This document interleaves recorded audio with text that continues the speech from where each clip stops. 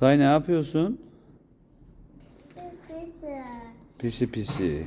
Kediyi mi seviyorsun? Kimin bu kedi? Elini mi acıttı?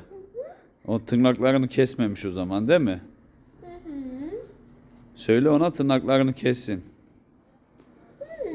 Hı. Hadi bir daha sev.